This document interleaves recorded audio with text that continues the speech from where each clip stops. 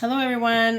My name is Maria Baker, and for my final ethnic studies project, I chose to focus on Native American history, mass incarceration, and how this class changed the way I view race, power, inequality in society.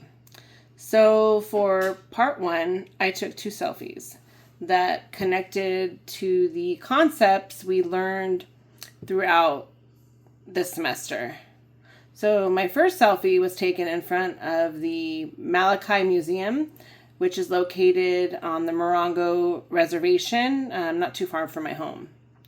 I chose this location because it reminded me of indigenous erasure and resistance. Before taking this class, I did not realize just how much Native American history and their contributions were left out of what I had learned growing up. So while visiting this museum,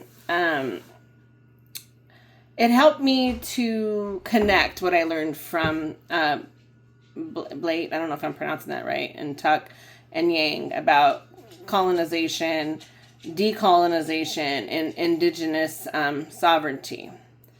And then for my second selfie, it was taken in front of the Larry D.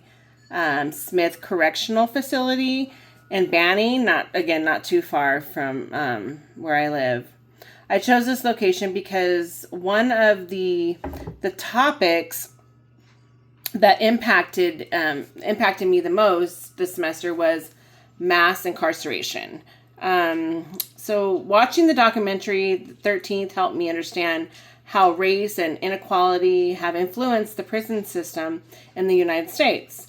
This topic was also very meaningful to me because my brother had experienced incarceration. Well, both my brothers, unfortunately.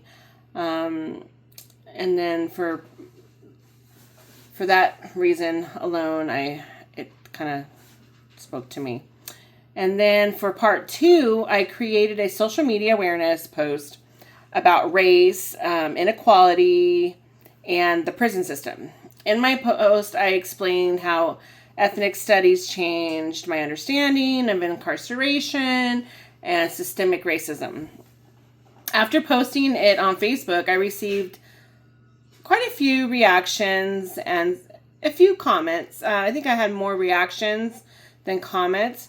But one had shared that they had personally experienced racism, and she's one of my girlfriends. She's Native American, and so she's married to an African American man, and so she just went on to say that she had experienced it herself, and then while another had commented that the education never gets old. So with those responses, they showed me that people are willing to discuss difficult topics when they are approached respectfully, right? Yeah.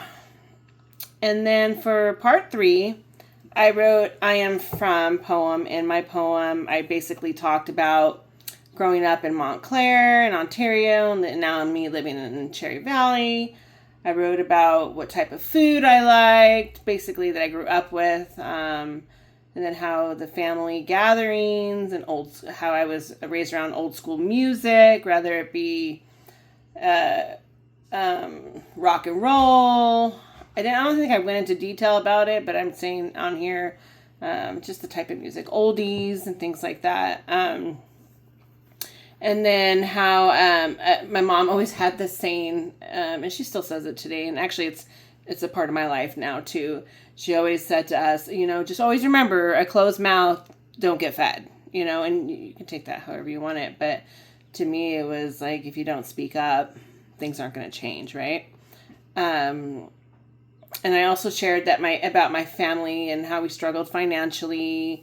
We weren't the richest. We had to fight to get what we got, And while I was growing up, that experiences taught me perseverance. And then writing this poem it really has helped me reflect on how my background, family history, and culture have influenced who I am today.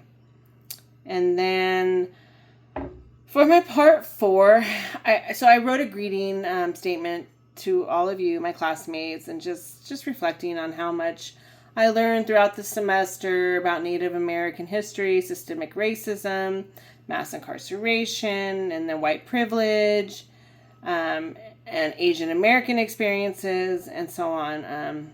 One of the biggest lessons I learned is that many communities have faced discrimination, exclusion, and erasure throughout the history, yet they have continued to show resilience and strength. And then overall, I would have to say the ethnic studies helped me better understand the experiences of others while also helping me reflect on my own experiences, right? It has taught me the importance of listening to voices that have often been ignored or erased from history. Most importantly, it reminded me that education, empathy, and understanding are important steps toward creating a more inclusive society, right? So with that being said, I just want to thank you for listening, and I wish everyone success in their future educational and personal journeys. I will also be attaching my PDF. You'll find the photos that the selfies that I took. I also included, I screenshotted like my Facebook post and then the reactions and things like that. So, all right, guys, thank you and have a good one. Talk to you later. Bye.